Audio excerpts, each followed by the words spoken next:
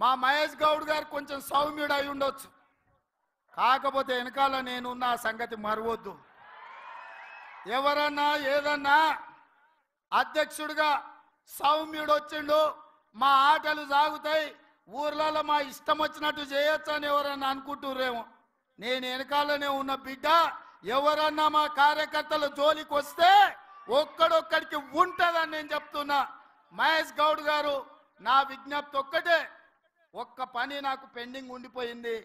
కార్యకర్తల ఎన్నికలు నేను చేయాల్సిన బాధ్యత ఈ లోపల మీకు వచ్చింది, అది మీ అదృష్టం. రాబోయే 3-4 నెలల్లో బీసీ కమిషన్ చైర్మన్గా నిరంజన్ గారిని నియమించినాం. బీసీ జనాభా లెక్కలు తీసి వాళ్ళకు రావాల్సిన వాటా వాళ్ళకి ఇచ్చి సర్పంచులు, ఎంపీటీసీలు, జడ్పీటీసీలు, మున్సిపల్ కౌన్సిలర్లు, మున్సిపల్ కార్పొరేటర్లు, జిల్లా పరిషత్ చైర్మన్లు, ఎంపీపీలను చేసే బాధ్యత మన ఇద్దరి మీద ఎక్కువగా ఉన్నది. ముఖ్యమంత్రిగా నేను, పిసిసి అధ్యక్షుడిగా మీరు సమన్వయం చేయాలి. ఇప్పటి వరకు జరిగిన ఎన్నికలు, ఎమ్మెల్యేలు, ఎమ్మెల్సీలు, ఎంపీలు, ఇవన్నీ నాయకులకు సంబంధించినవి.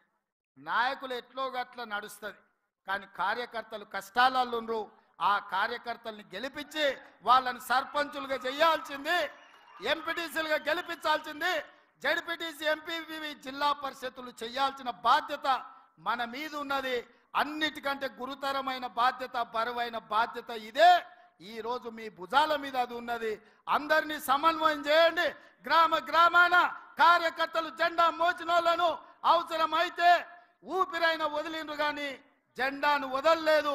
భుజాలు కాయలు కాసే విధంగా కాంగ్రెస్ జెండా మోచిన కార్యకర్తల్ని గెలిపించాల్సిన బాధ్యత మన మీద ఉన్నది, వేదిక మీద ఉన్న పెద్దలందరి మీద ఉన్నది. మీ ఎన్నికలకు మా ఎన్నికల కంటే ఎక్కువ కష్టపడతా నేను. మహేష్ గౌడ్ గారు మిమ్మల్ని అందరినీ సమన్వయం చేస్తారు. మిమ్మల్ని గెలిపించుకున్నప్పుడే నిజమైన విజయం, మీరు గెలిచినప్పుడే నిజమైన కాంగ్రెస్ గెలిచినట్టు. మీ గెలుపు కోసం, స్థానిక సంస్థల ఎన్నికల కోసం వేదిక మీద ఉన్న నాయకులమందరం కూడా పునరంకితమవుదామని తెలియజేస్తూ మీ అందరి దగ్గర సెలవు తీసుకుంటున్న మిత్రులారా, జై కాంగ్రెస్. ఫామ్ హౌస్లో వండిన ఆయన గుండెలు ఎదరాలరా నాయన, అవునా? నేను ఇక ముఖ్యమంత్రి కొన్ని ప్రసంగాలు తగ్గించాల్సి వస్తుంది.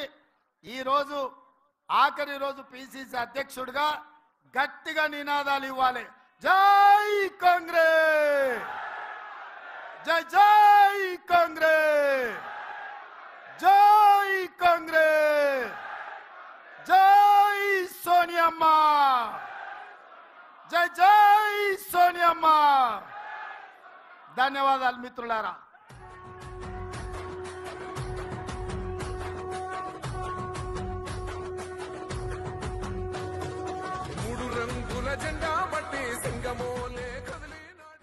ఇప్పుడు పదవి బాధ్యతలు చేపట్టి